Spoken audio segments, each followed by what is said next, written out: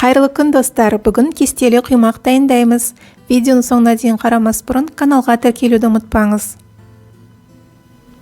Құймақ дайындау үшін бізге ең алдымен 3 жұмыртқа қажет.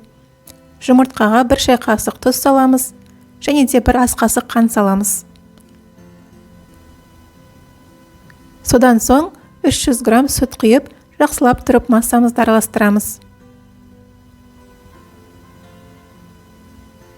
220 грамм ұнымызды саламыз. Бізде кішкене қоюлау қамыр шығады. Содан соң бізге 300 грамм қайнап тұрған ыстық су қажет. Ыстық суға 1 шай қасық ас содасын салып араластырып, массамызға құямыз.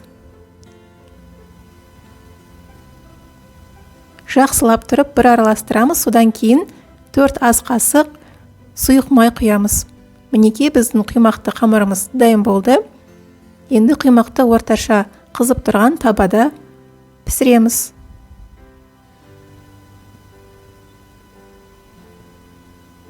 Қараңыздар, құймақтар өте әдемі болып шығады. Әр құймаққа сары майдан жағып шығамыз.